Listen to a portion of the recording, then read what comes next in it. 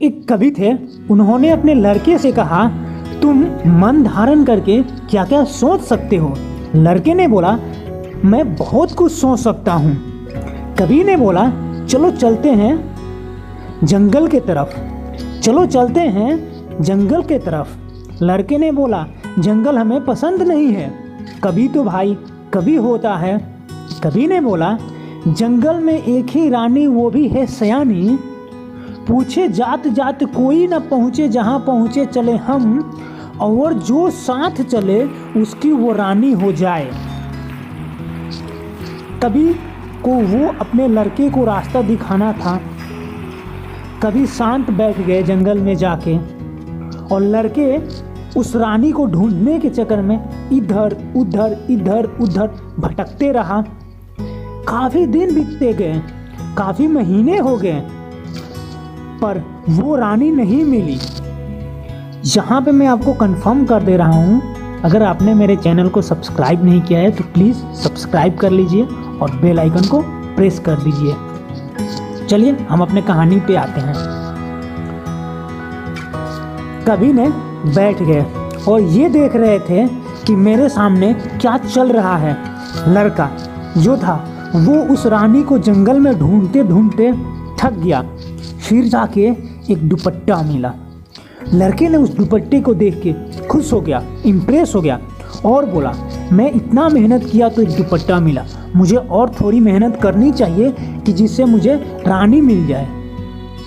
उससे क्या हुआ, कवि ने बोला कि चलो हम चलते हैं अब घर पे, काफ़ी दिन बीत गए हैं, उतना अच्छा से हमें खाना भी नहीं मिला है, हमें अच्छे भोजन की तलाश है, अच्छे भोजन घर पे मिलेंगे, चलो चलते हैं घर पे।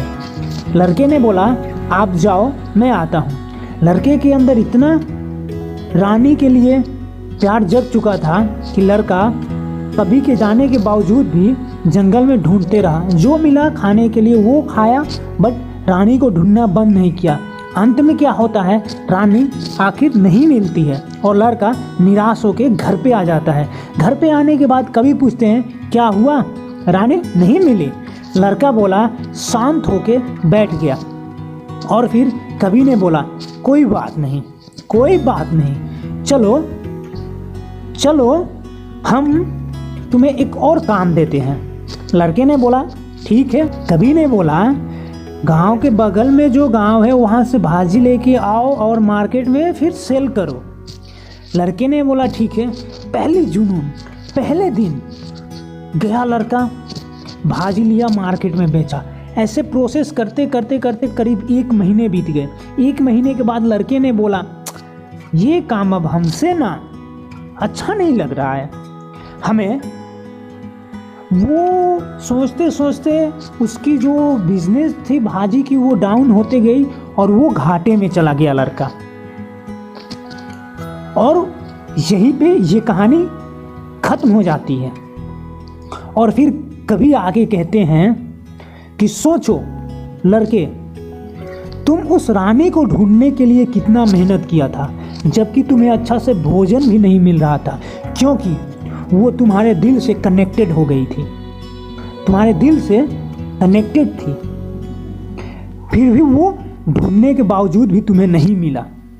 तुम उसके लिए कितनी मेहनत की। ठीक उसी प्रकार इसको अपने दिल से कनेक्टेड करो और इसमें ढूंढो कि तुम्हारा मंजिल कहाँ तक तुम्हें लेके जा सकता है। पूरी कहानी का निचोड़ ये है कि आपके अंदर जो निगेटिविटी है वो तुरंत ही आकर्षित आपको कर लेती है। तो आपको सोचना है कि मेरे कार्य में उस निगेटिविटी को कैसे लगाऊं, और उस निगेटिविटी से जो एनर्जी क्रिएट होती है उस एनर्जी को मैं अपने कार्य में कैसे लगाऊं और अपने कार्य को कैसे बढ़ाऊं।